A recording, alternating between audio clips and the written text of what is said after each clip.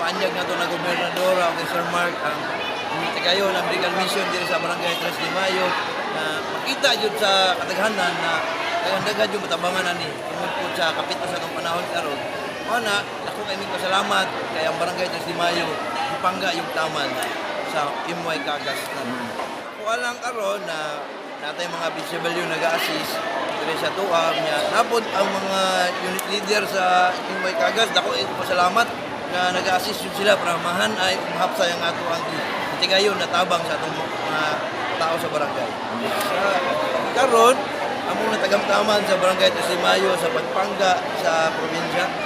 Dako yung kayong pagpangga yun kay sukad pa sa una na buhi pa ako magulang na nagsaad yun sila Sir Marco labaw natin sa mga gym na renovation sa gym.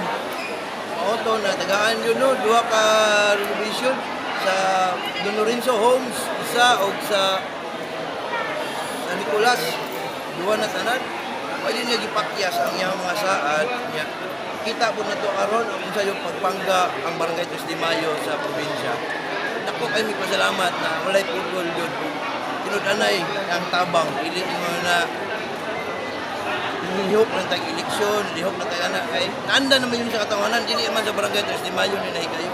Sa halos sa lain-laing barangay na ginabuhat ni kini, dili pa sa panahon sa eleksyon. Ako ay kung pasalamat no kay Governor Ibonoria Kagas o kay Sir Mark Kagas o sa mga kauban niya, mga board members niya, labaw na sa mga doctors dire o sa mga staff sa provincial capital o sa mga unit leader na nagpangga sa Imway Kagas. Ako ay pasalamat na hanay ug hapsay ang higayon dire na aktibidad. Salamat jud kayo Governor Ibonoria Kagas ug Sir Mark Kagas na walay puwas na suporta sa Barangay 3 de Mayo.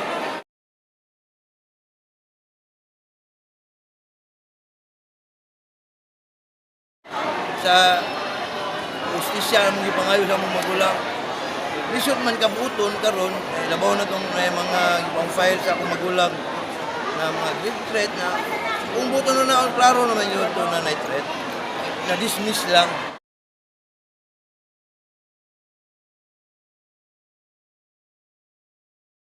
Nagsigi yapon karon.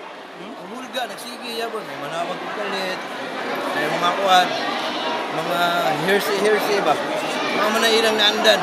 Ito na po nang dawaton. Ilang sa magpapikto para di matandog atong trabaho dito sa barangay. Ang mga lang, safety o tabang sa katawan dito sa barangay dito.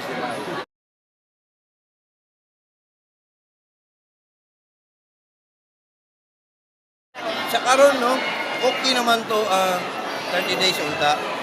Na-adjust lang tungod sa itong pag-declare sa crisis. Na, adjust me, willing na mo adjust kay mamat man dito nga ang kapitos. Pero dito to, tagaan o higayon na magulang mga tao, o to, nag-adjust me na himong 15 days. Karong April 24 ang opening, unta sa tanan, pati carnival. Kung sa ikabuang aning issue karon na nagtawag ko sa carnival, kaya akong gusto lagi opening 24 tanan, kaya namin higayon, free rides, free ice cream sa tanan, open na, dili lang sa Barangay 3 de Mayo. Ang kalagot lang, kurag binastos yung tanan doon ba? Ang carnival na ko, naghigayon, ngayong permit dito sa city, itagaan lang sila og 10 days. Ha? Operate sila, April 29 doon sila pa-operate doon. Wala, ingon ko na, bastos yun yung mga tawaan na. Kaya mismo ako niya dito sa City Hall, katubang kami sa yung asawa, kay katong administrator na yung tubang okay naman na 15 days. Resolution naman na among gikuan. Di man ordinance. Okay na, nagkasabot din namin sa 15 days. Dapat ko si Sir Mario Valdos. Yan karon ngayong permit lagi ito ang carnival para magpagayon og respeto ba? Nga yung permit tanan. Kaya pagtanaw na ang gihatag sila April 29 pa sila pa-start doon. Kung bastos yun, kanood lang. Dili naman ka na. Karong Lunes guro or ikatubang yun ang silang ang mayor o administrator kinsa man na dia willing ko matubang anak nila kay mungutana naman ta dili man ang atong pag-atubang, dili man sa kasamok.